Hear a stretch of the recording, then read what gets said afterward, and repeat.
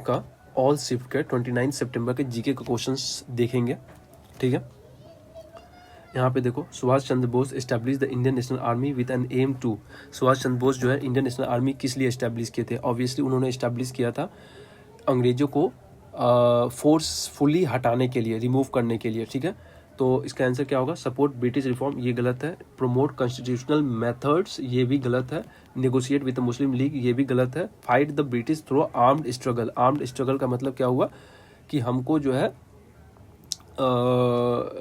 Force को force से हटाना है। ठीक है, फोर्स को फोर्स से हटाना है। ठीक है, हमको जो है फोर्सफुली ब्रिटिश को हटाना था। Which of the following statement regarding the green budget is are correct? Green budget से रिलेटेड कौन सा चीज़ सही है? It adds green component to the budget, ये सही है। ग्रीन कंपोनेंट का मतलब क्या होता है कि हम जो भी अपना इकोनॉमिक एक्टिविटीज़ करेंगे उसमें जो है इन्वायरमेंटल कंसर्न को हम लोग ध्यान में रख के काम करेंगे। ठीक है, जैसे कि अफॉरेस्टेशन हुआ, हम पेड़ पौधा लगाएंगे, इस तरह का की कुछ कंपोनेंट जो है हम लोग अपने इकोनॉमिक एक्टिविटीज़ में ऐड करते चले जाएंगे। तो ये सही है। It plays important role to preserve our natural resources for our future generation, ये भी सही है। ठीक है, यहाँ पे ये कंसेप्ट किसके लिए बात कर रहा है? ये सस्टेनेबल डेवलपमेंट का बात कर रहा है। किसके लिए बात कर रहा है? Sustainable development. सस्टेनेबल डेवलपमेंट में क्या होता है कि हमको जो भी इकोनॉमिक एक्टिविटीज़ कर रहे हैं उसमें जो भी रिसोर्स एक्सप्लॉइटेशन कर रहे हैं, हम लोग ऐसा ध्यान रखेंगे कि वो रिसोर्स जो है फ्यूचर के लिए ध्यान में रख के कि वो फ्यूचर जनरेशन के लिए भी वो रिसोर्स अवेलेबल हो, इस तरह से हम लोग यूज करेंगे। ठीक है, it is a new concept of budgeting included in 2018-19। हाँ, ये नया कंसेप्ट है बजटिंग का जो कि 2018-19 में इंक्लूड किया गया था। इससे पहले जो है डिफरेंट टाइप्स ऑफ बजटिंग होता है टाइप्स में, जैसे कि जेंडर बजट हो गया। ठीक है, जेंडर बजट बताओ तो आप कमेंट बॉक्स में किसे कब इंट्रोड्यूस किया गया था इंडिया में। ठीक है, जेंडर बजट में क्या होता है कि जेंडर बजट में कंसेप्ट ये है कि आपको gender related, gender specific budgeting होना चाहिए। जो आपका पैसा जो भी एलोकेट कर रहे हो तो उसमें जो है हर जेंडर को कितना कितना बेनिफिट मिलने वाला है वो हम लोग कंसर्न रखेंगे। ठीक है, जेंडर बजटिंग हो गया। ठीक है, ये हो गया। तो इसका आंसर क्या होगा? All 1, 2 and 3। In the case of India primitive subsistence farming mainly depends on. देखो, ये जो प्रिमिटिव सब्सिस्टेंस फार्मिंग है, प्रिमिटिव का मतलब क्या होता है? जो पुराने तौर तरीके से जो आप लोग काम कर रहे हो। ठीक है, जो कि आपका जो है टेक्नोलॉजी ज़्यादा डेवलप नहीं हुआ है। ठीक है, सब्सिस्टेंस फार्मिंग जो आप अपने खुद के कंजम्पशन के लिए यूज़ करते हो। ठीक है, ये जो है कमर्शियल एक्टिविटीज़ नहीं है, आप जो है इसको सेव करके आप मार्केट में नहीं बेचते हो, इसको बोलते हैं सब्सिस्टेंस फार्मिंग। ये जो है अब इसके लिए देखो, अब जब मेरा ये जो है खुद के लिए प्रोडक्शन कर रहे हैं तो हमको ज़्यादा एक्सेस सरप्लस प्रोडक्शन नहीं करना है, तो हम मेकनाइजेशन यानी टेक्नोलॉजी का यूज़ कम होगा। तो जहाँ जहाँ पे भी टेक्नोलॉजी का यूज़ होगा वो ऑटोमेटिक इस क्वेश्चन में कट जाएगा। जैसे देखो, ट्रैक्टर्स एंड हार्वेस्टर, ये नहीं होगा क्योंकि यहाँ पे जो है ट्रैक्टर्स एंड हार्वेस्टर, अगर आप जो है बैल से जो है खेत को जोतोगे तो आपको टाइम लगेगा। ठीक है, इसमें लेबर लगेगा। लेकिन ट्रैक्टर्स और हार्वेस्टर से जो है आप पूरे के पूरे ट्रैक्टर से जो है पूरे के पूरे खेत को जोत सकते हो। ठीक है, तो ये तो गलत है। ड्रिप एंड स्प्रिंकलर सेट्स, ये देखो, ये माइक्रो इरिगेशन का पार्ट होता है। किसका पार्ट होता है? माइक्रो इरिगेशन का। ये भी एडवांस टेक्नोलॉजी में आता है। इजराइल जो है ना इसमें पाइनियर है। ठीक है, अब पाइनियर नेशन क्यों बोलते हैं? पाइनियर इसलिए बोलते हैं क्योंकि इस टेक्नोलॉजी को सबसे ज़्यादा वो जो है यूटिलाइजेशन किया, डेवलप किया। वो एक्चुअली वो डेजर्ट एरिया है बट फिर भी वहाँ पे रेनफॉल बहुत कम होती है, फिर भी उस वहाँ पे जो है agriculture one of the advance है। क्यों? क्योंकि उसने जो है ड्रिप इरिगेशन को जो है क्या बोलते हैं उसको, मास्टर्स हासिल कर लिया है उसमें। ठीक है, एक प्रकार से। और मानसून एंड सॉइल फर्टिलिटी, देखो मानसून एंड सॉइल फर्टिलिटी ये जो है ना, मानसून एंड सॉइल फर्टिलिटी ये होगा इंडिया के अंदर में। ठीक है, क्योंकि देखो इंडिया का फार्मिंग जो है किस पे डिपेंड करता है? मानसून पे। अगर मानसून पानी टाइम पे नहीं हुआ तो हम इरिगेशन नहीं करवा पाएंगे। ठीक है, और इरिगेशन नहीं हो पाएगा ढंग से तो मेरा जो है एग्रीकल्चर एक्टिविटी जो है प्रोड्यूस नहीं हो पाएगा। ठीक है, ये समझ में आ गया। उसके बाद देखो, high yielding variety seeds and canals, ये जो है जब ग्रीन रिवॉल्यूशन स्टार्ट हुआ था 1960s के टाइम में। ठीक है, तो उस समय जो है हाई यील्डिंग वैरायटी सीड्स और कैनल सिस्टम जो है, कैनल सिस्टम कहाँ डेवलप हुआ था? पंजाब इस एरिया में। ठीक है, तो यहीं पे जो है ग्रीन रिवॉल्यूशन अच्छा से डेवलप हुआ था क्योंकि यहाँ पे जो है हाई यील्डिंग वैरायटी सीड्स को जो है पानी चाहिए इरिगेशन करने के लिए, और यहाँ से कैनल से वो इरिगेशन मिल गया। ठीक है, पंजाब हो गया या फिर जो है वेस्टर्न ये जो है जो राजस्थान का जो है, राजस्थान का कुछ पार्ट है, हनुमान नगर, गंगा, ऐसे कुछ डिस्ट्रिक्ट है, उसमें भी जो है जहाँ पे इंदिरा गांधी कैनल जो है पास करता है, तो उस एरिया में जो है एग्रीकल्चर अच्छा से डेवलप हुआ है। तो इसका आंसर क्या होगा? Monsoon and soil fertility. Under which scheme the members of parliament adopt village to develop them as model villages in India. देखो पूरा आपका विलेज अडॉप्ट करने का बात कर रहा है, ठीक है। तो ये देखो ग्राम ज्योति अभियान जो है इलेक्ट्रिसिटी का बात कर रहा है। राष्ट्रीय ग्रामीण उन्नति मिशन, ये भी जो है आउट ऑफ कंटेक्स्ट है, अभी ये बहुत पुराना स्कीम है, अभी यहाँ पे और इवन नेशनल लेवल पे नहीं है, ठीक है। प्रधानमंत्री समग्र ग्राम विकास योजना, ये भी जो है नेशनल लेवल पे नहीं है। संसद आदर्श ग्राम योजना, ये है इसका आंसर। ये जो है कब हुआ था? इसको जो है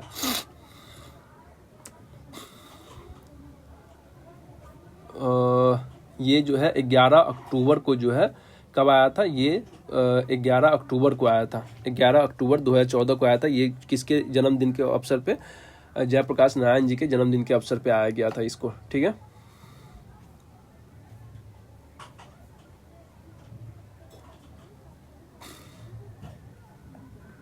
इसके अलावा और विच, अच्छा ये समझ में आ गया, ये किस कब आया गया था? 11 अक्टूबर 2014 को, किनके जन्मदिन के अवसर पे? जयप्रकाश नारायण जी के जन्मदिन के अवसर पे, ठीक है। अब देखो यहाँ पे which constitutional amendment added the fundamental duties in the Indian constitution, ठीक है। तो ये वाला इसका आंसर क्या होगा?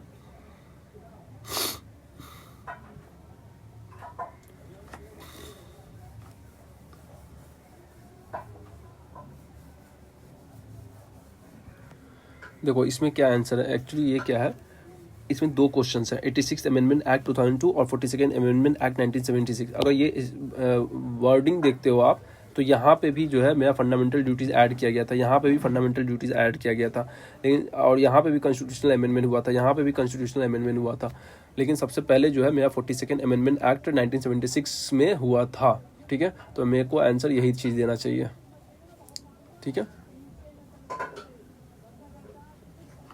और ये जो है किसकी किस कमेटी के रिकमेंडेशन पे हुआ था? स्वर्ण सिंह कमेटी के रिकमेंडेशन पे। किसके कमेटी के रिकमेंडेशन पे? स्वर्ण सिंह कमेटी रिकमेंडेशन पे, ठीक है। इसके अलावा क्या हुआ था?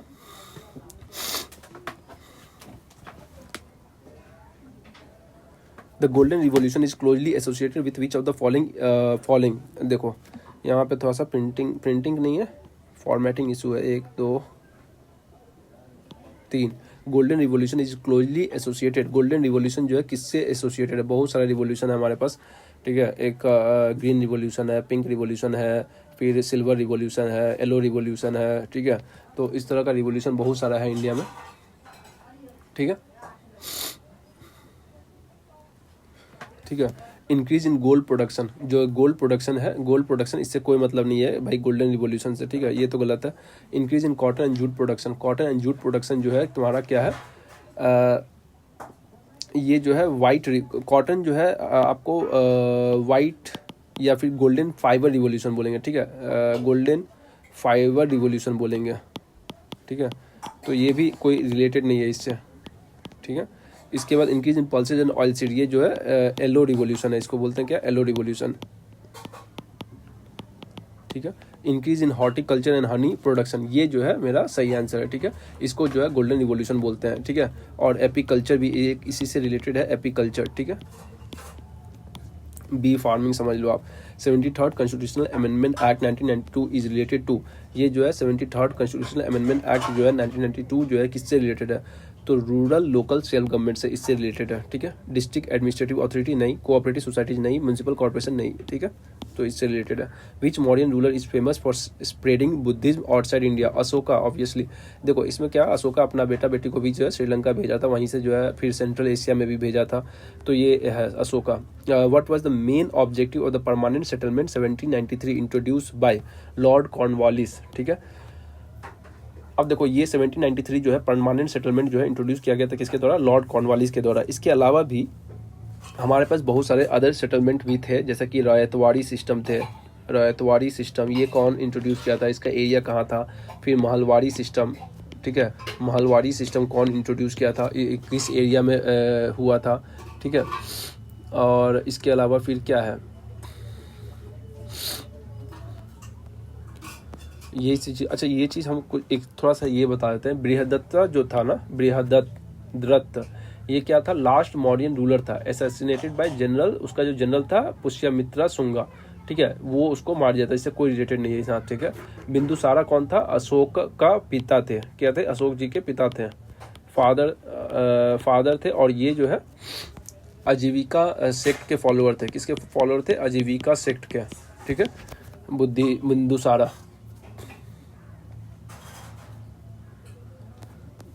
तो ये लॉर्ड कॉर्नवालिस क्या था, एबॉलिश टैक्सेशन और एग्रीकल्चर, नहीं ये गलत है। To improve the Indian industry, ये भी गलत है। To encourage peasant ownership of land, ये भी गलत। Peasant ownership of land, peasant ownership of land, ये तो भाई गलत है। ये तो रैयतवाड़ी सिस्टम में थोड़ा बहुत था भी ऐसा, लेकिन not in permanent settlement. To fix land revenue permanently with zamindar, ये सही है, ठीक है।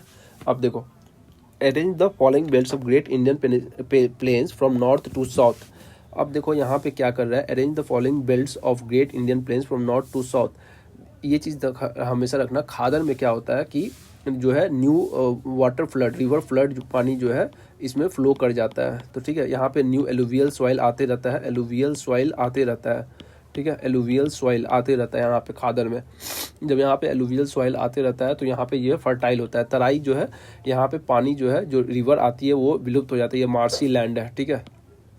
और भाबर जो है शिवालिक से जस्ट नीचे आता है, ठीक है, शिवालिक से नीचे आता है, और ये जो है इसमें थोड़ा सा कंकर अंकर भी रहता है, ठीक है। भंगार, इसमें जो है ओल्ड एलुवियल सॉइल रहता है, क्या रहता है, ओल्ड एलुवियल सॉइल, ठीक है। ये समझ में आ गया। तो हमको ये चीज़ देखना है कि पहले भांगार आएगा, नहीं पहले भाबर आएगा, 3 सबसे पहले आएगा, 3 के बाद 2 आएगा, तो 3-2 जो है मेरा इसमें है। उसके बाद देखो खादर सबसे लास्ट में आएगा, तो खादर ये लास्ट में है, तो ये इसका आंसर क्या होगा, ये वाला होगा। Which forest type in India stays green all year due to non leaf shedding season. Leaf shedding season का मतलब क्या होता है, शेडिंग मतलब कि पेड़ का झड़ जाना, पत्ता का झड़ जाना, पेड़ का नहीं झड़ना, पत्ता का झड़ जाना, ठीक है, लीफ शेडिंग। तो पत्ता किस जो है एवरग्रीन रहता है, तो इसका एवरग्रीन रहने का मतलब क्या हुआ कि इसमें ना कुछ पत्ता हमेशा लगा रहता है, ठीक है, हमेशा कंप्लीट पत्ता नहीं झड़ता है, ठीक है। तो इसका आंसर होगा ट्रॉपिकल एवरग्रीन फॉरेस्ट, ठीक है।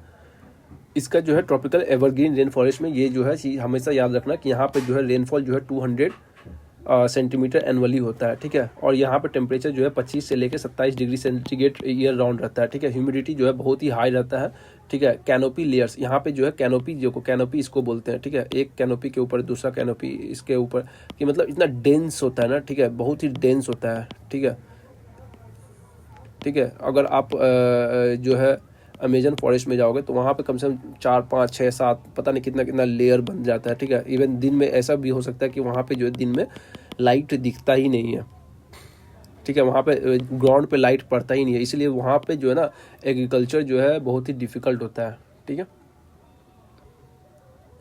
अच्छा, यहाँ से ये भी पूछ सकता है इसका सॉइल टाइप कैसा होता है, तो लेटराइट सॉइल होता है, क्या होता है, लेटराइट सॉइल होता है, क्या होता है, लेटराइट सॉइल होता है, लेटराइट और रेड सॉइल होता है, ठीक है, ठीक है। क्यों, क्योंकि ये जो है हैवी रेनफॉल होता है ना, तो जब रेनफॉल होता है तो लीच कर जाता है, तो यहाँ पे जितने भी मिनरल्स होते हैं वो ग्राउंड में चले जाते हैं, ठीक है, और केवल लेटराइट और रेड सॉइल बच जाता है यहाँ पे, ठीक है। अच्छा, यहाँ पे ट्रॉपिकल एवरग्रीन फॉरेस्ट और कहाँ कहाँ पे मिलता है, तो आप देख लो वेस्टर्न घाट में मिलेगा, यहाँ पे कहाँ पे मिलेगा, वेस्टर्न घाट में मिलेगा, किधर मिलेगा, वेस्टर्न घाट में मिलेगा, ठीक है। और नॉर्थ ईस्टर्न इंडिया में मिलेगा, जैसे कि आसाम हो गया, मेघालय हो गया, अरुणाचल प्रदेश हो गया, नागालैंड हो गया, अंडमान निकोबार आइलैंड में मिलेगा, यहाँ पे भी डेंस ट्रॉपिकल एवरग्रीन फॉरेस्ट होता है। और यहाँ से क्या क्या चीज़ पूछ सकता है, जैसे कि रोज़ वुड क्या होता है, ठीक है, रोज़ वुड क्या होता है, महोगनी क्या होता है, ठीक है, महोगनी क्या होता है, इबोनी क्या, ये सब चीज़ पेड़ का नाम है, ठीक है। ये इसका कैरेक्टरिस्टिक्स पेड़ है। आप देखो ये रबर जो है कहाँ पे पाया जाता है, दिखता है केरला में पाया जाता है, सिनकोना, ठीक है, सिनकोना, ये सब चीज़ हुआ, ठीक है। ट्रॉपिकल डेसिडुअस फॉरेस्ट जो होता है यहाँ पे जो है ड्राई सीजन में ना, ट्रॉपिकल डेसिडुअस में ड्राई सीजन में जो है अपना पत्ता झड़ जाता है इसका, ठीक है। अल्पाइन स्क्रब, ये जो है अल्पाइन स्क्रब जो है कहाँ पाया जाता है, यहाँ पे हिमालयन का हाई अल्टीट्यूड में पाया जाता है, यहाँ पे वेजिटेशन होता ही नहीं, बहुत ही कम वेजिटेशन होता है, ठीक है। थॉर्न फॉरेस्ट मतलब जो है जहाँ पे कांटा वाटा लगा रहता है, ठीक है, ये जो है कम्प्लीटली ड्राई और एरिया में पाया जाता है। कहाँ पे पाया जाएगा, इंडिया में राजस्थान में पाया जाएगा ये चीज़।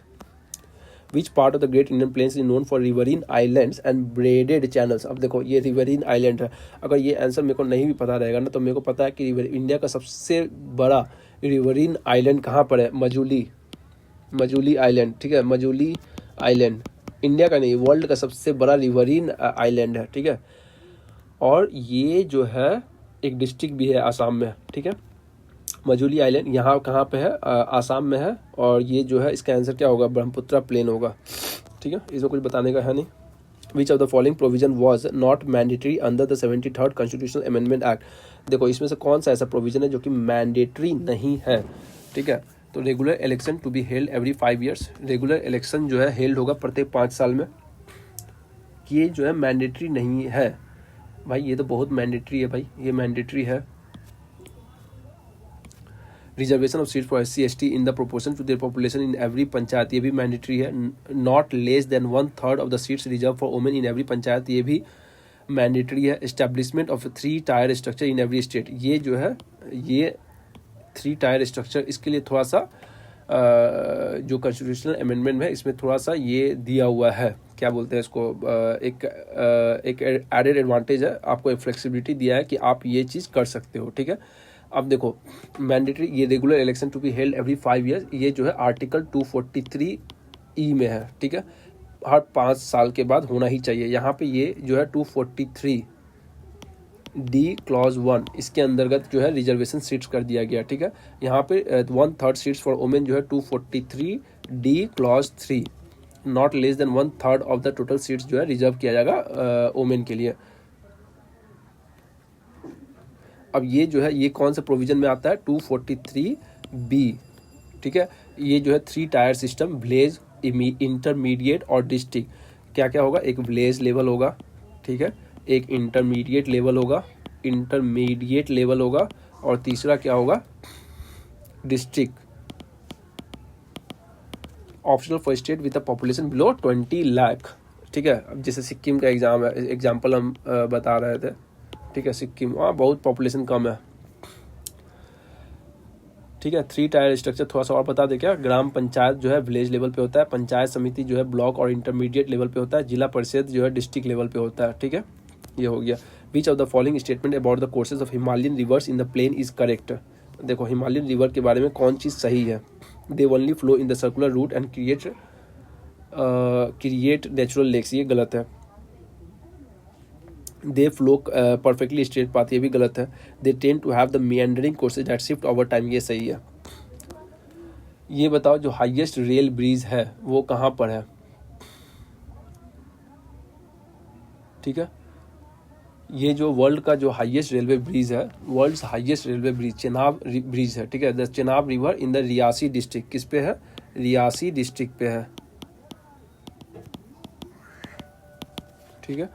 ये जो है बक्काल और कौरी किसके किसके बीच में है, बक्काल और कौरी के बीच में है, ठीक है। ये जो है एक जो प्रोजेक्ट था मेरा Udhampur Srinagar Baramulla rail link project, उसके बीच में है, ठीक है। Indian railways, Konkan railway and northern railway, कौन बनाया इसको, इंडियन रेलवेज, ठीक है। बस और इसमें कुछ खास नहीं है। हाइट याद रखना, तो हाइट याद रख लो 359 मीटर्स है, ठीक है, ठीक है। लेंथ जो है 1315 मीटर्स है, ठीक है। टाइप जो है स्टील आर्क ब्रिज है। तो इस तरह का छोटे छोटे चीज सब है।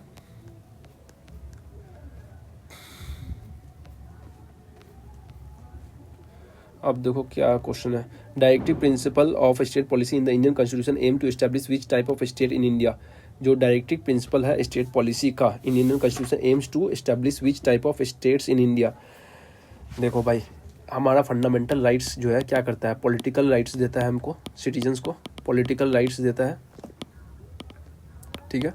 और directive principle of state policy का क्या ऑब्जेक्टिव है, इकोनॉमिक और social justice, economic and social justice देने का बात करता है।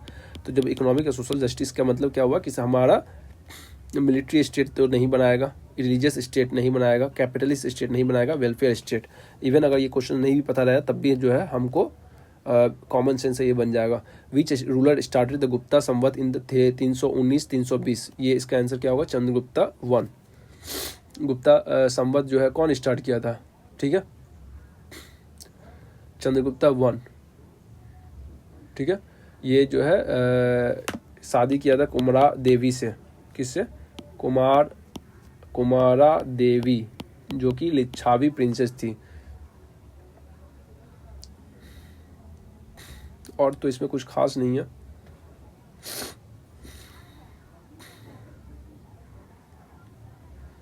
ये जो है कुमार गुप्ता जो है नालंदा यूनिवर्सिटी का फाउंडेड किया था, नालंदा यूनिवर्सिटी, ठीक है। और ये देखो घटोत्कच, ये घटोत्कच जो है उतना इम्पोर्टेंट नहीं था भाई साहब। घटोत्कच जो है चंद्रगुप्ता 1 का प्रीडेसेसर था, ठीक है, इतना इम्पोर्टेंट नहीं था, इतना इम्पोर्टेंट नहीं था।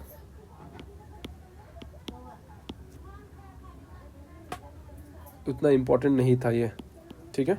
अब देखो, which among the following industrial policy resolution assign the public sector dominant role in the Indian economy by the dividing the industry into 3 schedules.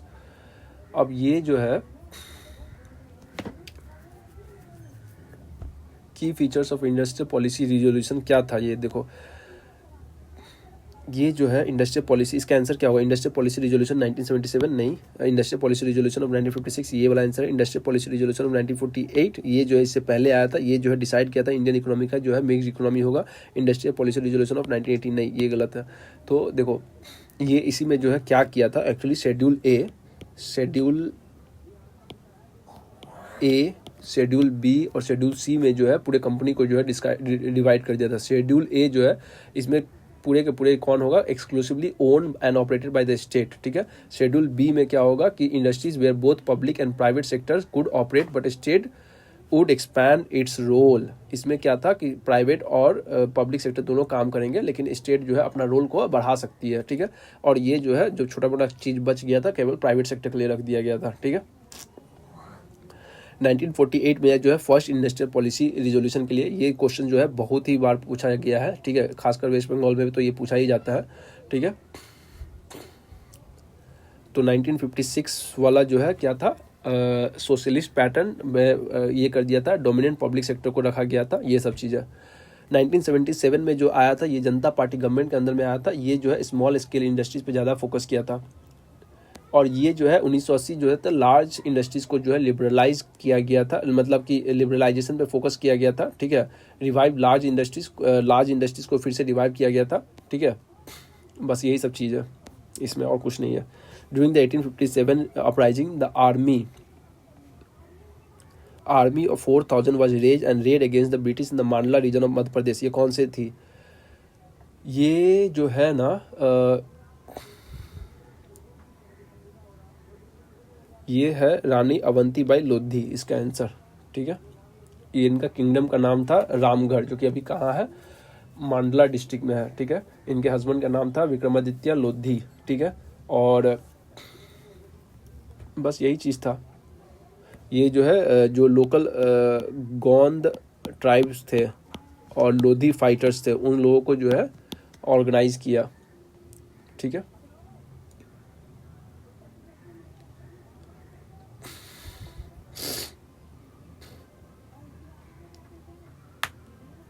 देखो ये झलकरी बाई कौन थी, झलकरी बाई जो थी एक सोल्जर थी रानी लक्ष्मीबाई के आर्मी में, ठीक है। Fought disguise as the queen के तरह डिस्गाइज करके ये लड़ाई लड़ी थी, ठीक है। और ये रानी लक्ष्मीबाई जो है बुंदेलखंड रीजन यानी झांसी से आई हुई थी, झांसी से थी। इनका बारे में तो बताना ही नहीं है, बहुत कुछ पता है लोगों को, ठीक है। बेगम हजरत महल ये जो है कहाँ से थे, लखनऊ से थी, ठीक है। ये क्यों लड़ाई किए थे, क्योंकि रिवोल्ट आफ्टर नवाब वजीद अली शाह का एग्जाइल होने के बाद लखनऊ में जो लड़ाई हुआ था इसके वजह से। विच of the following statement is not correct about the 52nd constitutional amendment act. देखो 52nd कॉन्स्टिट्यूशनल अमेंडमेंट एक्ट के में क्या सही नहीं है। देखो सही का बाद हम बात करेंगे तो इट वॉज इनेक्टेड इन 1985, ये बात सही है। It added the 10th schedule to the constitution, ये भी सही है। It dealt with anti defection provision, ये भी सही है। It introduce the concept of money bill, ये तो भाई गलत है। हमारा कंसेप्ट जो है मनी बिल का 109 और 100 आर्टिकल 109 और 110 के अंदर में एक्सटेंसिवली कवर किया गया है, ठीक है। ये हमारा कॉन्स्टिट्यूशन में ऑलरेडी बहुत पहले से ही है, ठीक है, ओरिजिनल फीचर्स है, ठीक है।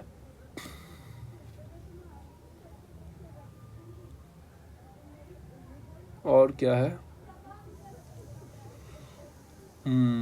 और कुछ नहीं है। चलो नेक्स्ट शिफ्ट का देखते हैं हम लोग।